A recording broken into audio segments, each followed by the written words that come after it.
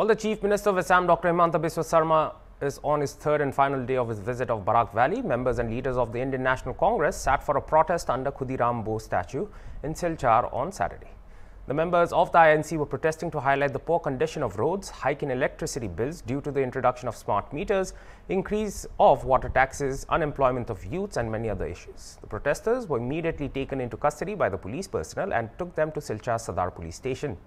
Speaking to the media, Cachar District Congress Committee President Abhijit Paul and former Minister Ajit Singh said that the government led by Dr. Himanta Biswa Sarma has failed miserably to address the burning issues of Barak Valley. They, instead of addressing these issues, are more focused on silencing our voices, informed these leaders.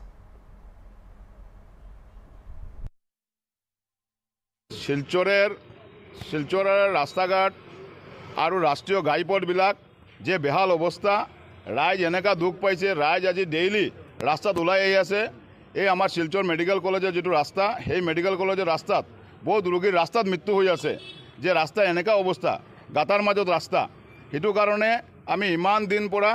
মুখ্যমন্ত্ৰী আৰু ৰাজ্যপাল PWD মন্ত্ৰী গোটেক আমি memorandum দি আহি আছো আমি ইমান দিন ধৰি দাবী দি আছো আজি মুখ্যমন্ত্ৰী পৰকে আহি আজি 3 দিন ধৰি বৰাক উপত্যকাত আছে তেখেতে কৈছে দুৰ্গা পূজাৰ সময় ভাল ৰাস্তা হ'ব প্ৰত্যেক দুৰ্গা পূজা আগত বনাই দিও এটুকে দুৰ্গা পূজা যেনেকৈ আমি পেন্ডেল বনাও এনেকৈ ৰাস্তা বনাব নেকি 3 দিনৰ কাৰণে ৰাস্তা বনাব নেকি গোটা ৰাজ্যত আজি আমাৰ ৰাস্তাটো ভাল কিন্তু বৰাক উপত্যকাৰ কাৰণে কিয় এনেকৈ আমাৰ লগত বৈষম্য কৰিব আজি এটা ৰাস্তা ঘাটো ভাল নহয় আমি মুখ্যমন্ত্ৰীৰ পৰা বিচাৰিছোঁ আজি জিলা কংগ্ৰেছ আমি বহিছিলোঁ ক্ষুদিৰামৰ ওচৰত আমি ধৰ্ণাত বহিছিলোঁ মুখ্যমন্ত্ৰী ডিচিৰ অফিচত আছে আমি মুখ্যমন্ত্ৰীক হিটো বিচাৰিছিলোঁ যে আপোনালোকে ৰাস্তা ঘাট কেতিয়াৰ পৰা ভাল কৰি দিব আমাৰ বৰাকৰ ৰাইজ কেতিয়া ভালভাৱে ৰাস্তা ঘাটত চলিব পাৰিব আমাৰ এই ৰাষ্ট্ৰীয় ঘাইপথবিলাক কেতিয়া ভাল হ'ব আমি হিটো বিচাৰিছিলোঁ কিন্তু মুখ্যমন্ত্ৰী পুলিচ আছে আমি কিবা এটা যদি আমি ৰাইজৰ কাৰণে আৱাজ তুলিব যাওঁ তেতিয়াহ'লে পুলিচ লগাই আমাক এৰেষ্ট কৰি দিয়ে আমি এইবিলাক ভয় নাখাওঁ কংগ্ৰেছ দল এইবিলাক ভয় নাখায় এইবিলাক পুলিচে আমাৰ আজি ব্ৰিটিছৰ পৰা আমাৰ ভাৰতবৰ্ষ স্বাধীন কৰিবৰ কাৰণে কংগ্ৰেছৰ মানুহ তেতিয়াও তেজ দিছিলে আজিও তেজ দিবৰ কাৰণে সাজু আছে ৰাইজৰ কাৰণে কিন্তু আমি ৰাইজৰ হৈ মাত মাতি যাম ৰাইজৰ হৈ আমি আৱাজ তুলি যাম ৰাইজৰ এই ৰাস্তা ঘাটৰ কাৰণে আজি স্মাৰ্ট মিটাৰ বন্ধ কৰিবৰ কাৰণে হিটো লৈ আমি সদায় যুঁজ দি যাম যিমান দিন মধ্যে ৰাস্তাটো ভাল নহ'ব বৰাকৰ লগত যেনেকা বৈষম্য নহ'ব তেতিয়ালৈকে আমি আওয়াজটো তুলে যাম ইতিপূর্বে আমাদের জেলা কংগ্রেস সভাপতি উনি বলেছেন কথাটি সত্যি যে আজকে বরাকের যে রাস্তাঘাটের অবস্থা আমরা আগে বলতাম যে বরাকের রাস্তার গাতা আপনার পিডব্লিউডি মন্ত্রীর মাথা ঠিক সেই অবস্থা হচ্ছে বর্তমানে কাছাড়ের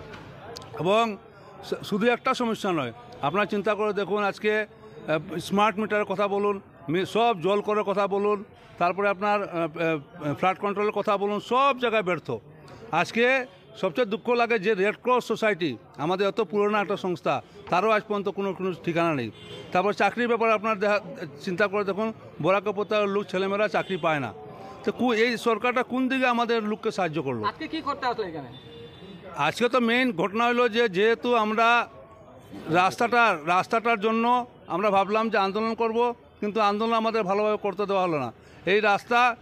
তারা পুলিশে আমাদের ধরে নিয়েছে পুলিশে ধরে নেওয়ার জন্য কংগ্রেস ভয় পায় না কিন্তু সবচেয়ে বড় কথা হচ্ছে ধরে নিয়ে আনা বড় কথা না বড় কথা হচ্ছে এটা পার্মানেন্ট সলিউশন হওয়া দরকার